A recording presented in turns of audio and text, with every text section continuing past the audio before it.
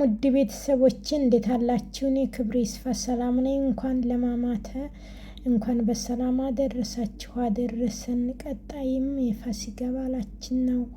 እናም ለዚህ ላደረሰን ክብሩ ይስፋ። ቤተሰቦቼ እንግዲህ ጾሙ ከማለቁ በፊት ዶሮ ለምኔ የሚያስብል ወጥ ነው ይዤላችሁ የመጣሁት ማለት ነው። ይሄ ሽርሽም ወጥ ነው የሚባለው። እንግዲህ ይህንን ሽርሽም ወጥ ሙሉ አሰራሩን ከዚህ ቪዲዮ ቀጥዬ የማቀርብላችሁ ስለሚሆን በትህትና ሙሉውን ተከታትላችሁ እውትላለሁኝ ማለት ነው። እና የወጡ መጣፈጥ በጣም አሪፍ ነው። እስከ ዛሬ ያለ መስራቴ ብዬ አሰብኩኝ ማለት ነው። ይሄ ወጥ እና ልዩ ያደርገዋል ከስተዛሬው ከምሳ። የዛሬው ምግብ እንግዲህ እንደምታዩት ነው። ወደ ገበታ ተቀርቦ እየበላን ነው ማለት ነው። እዚህ ጋም ወጡ አለ የተሰራው መሀል ላይ ቀይ ወጡ፣ ከዛ ጎንና ጎን አራት ቦታ ደግሞ ቀይ ስር ነው። የቀይ ስር ነው ማለት ነው። ቀይ ስሩን በእንትን ተደርጎ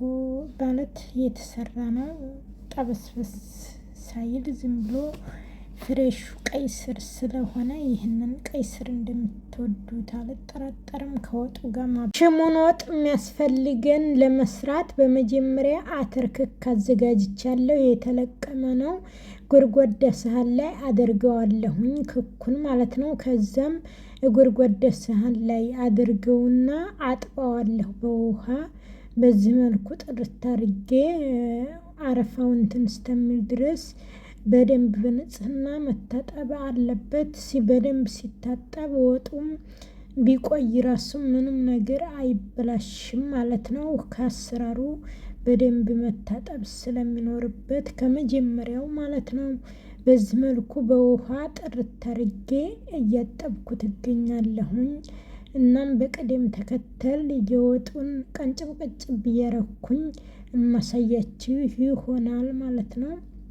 እናም እናንተም ላይክ፣ ሼር፣ ሰብስክራይብ የደወል ምልክቷን ኦን በማድረግ ቤተሰብ የሆኑ ቤተሰቦቼ በዚህ መልኩ ውሃውን እየቀያየርኩኝ እያጠብኩት ነው ማለት ነው። እንደዚህ ውሃውን አጥቤ ከዛ ውሃውን ደፋና ሌላ ውሃ እየቀየርኩ የማጥበው ነው የሚሆነው እንደምታዩት ማለት ነው።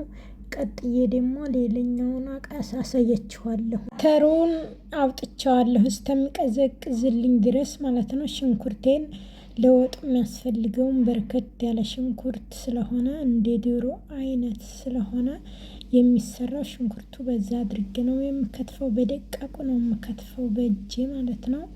በማሽንም መፍጨት ይቻላል። በማሽን እና በእጅ ይሻላል። በእጄ ደቅቅ አድርጌ እየከተፍኩት ነው ማለት ነው። ሽንኩርቱን እንደምታዩት ሽንኩርቴን ከከተፍኩ በኋላ ደግሞ አተሩን ፈጭ ያለሁን ማለት ነው።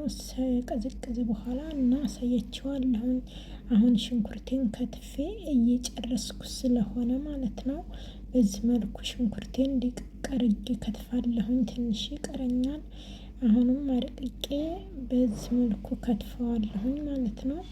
እንደምታዩት ቢላዋ አነስ ያለች ነው፣ ግን ቆንጆ ናት ስትከትፍ። ከትልቁ ቢላዋ ይች ስለቷ ሀሪፍ ስለሆነ ታደቃለች ማለት ነው። እንግዲህ እንደምታዩት አንድ ሽንኩርት ግማሹ ይቀረኛል። በዚህ መልኩ ከትፋለሁኝ ሽንኩርቴን። ከዛ በኋላ ቀጣዩን ደግሞ ሂደት የምታዩት ይሆናል። እስከ መጨረሻው በማየት አስተያየት ያስቀመጣችሁ ትክክል ያልሆነ ትክክል አይደለም ብላችሁ ኔጌቲቭም አስቀምጡልኝ ኮመንት ላለሁኝ። ወደ የሚቀጥለው ደግሞ ወስዳችኋለሁ። ሽንኩርቱን እንደምታዩት ጨርሻለሁ። ሽንኩርቱን የከተፍኩት ሁሉ እንደ ብረት ድስቱ አድርጌ እያበሰልኩት ነው። ጋዙን ለኩሼ ማለት ነው። በዚህ አነስ ያለች ትንሽ ናት ብረት ድስቷ ማለት ነው። በዚህ አይነት ዘይት ሳልጨምር እንደዚው ሽንኩርቱን አበስለዋለሁኝ ማለት ነው። በዚህ አይነት መንገድ ሽንኩርቴን እያበሰልኩ እገኛለሁኝ። እንደምታዩት ምንም አይነት ዘይት አላረኩበትም። የራሱ እንትን ነው ማለት ነው። ከዚህ በኋላ ነው የምጨምርበት፣ ምክንያቱም ዘይቱና እንትኑ ለረጅም ሰዓት ሲቁላላ ለጤና ጥሩ ስላልሆነ ማለት ነው። በዚያው እንትና ሽንኩርቱ በውሃ ማብሰል አለበት ማለት ነው። ቀጣው ደግሞ የምታዩት ይሆናል። በዚህ ያጠብኩትን አተሩን መጥበሻውን ጥጄ እዚህ ጋር ወደ መጥበሻው ገለበጥኩት። ይሄ እዚህ ላይ ይደርቃል። ከዛም ሞቅ ሞቅ ማለት ስላለበት እንደዚህ አምሰዋለሁኝ ማለት ነው። በዚህ መልኩ ሳይበዛ በጣምም እንትን ሳይል ማለት ነው። ትንሽ ነው ሳያር ማለት ከለሩ ትንሽ እንትን ሲሆን ማወጣው ይሆናል ማለት ነው። ሩን ለመፍጨት እዚህ ጋር ቀዝቅዟል። ሳህን ላይ አድርጌ ስላቀዘቀዝኩት ከቀዘቀዘ በኋላ እዚህ መኪና ላይ አረግና እፈጨዋለሁኝ ማለት ነው። በደንብም ሳይልም ከካይነት የሆነ መቻ እንትን በጣም እንትን እንዳይልብኝ በዚህ መልኩ ፈጨዋለሁኝ በመፍጫው ማለት ነው። እንደምታዩት መፍጫው ግን ኃይለኛ ነው።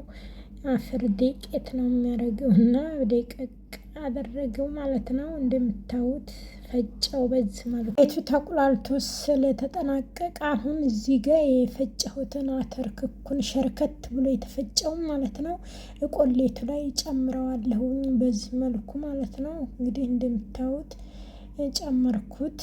ይህንን ደግሞ እንደዚህ አቁላላለሁ አብሬ ከቆሌቱ ጋር ማለት ነው።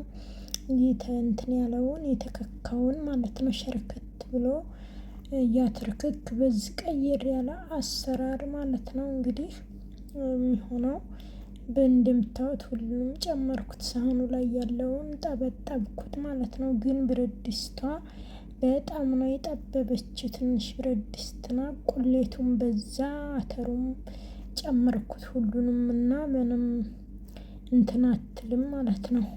ልታላውሰው አልቻለችም።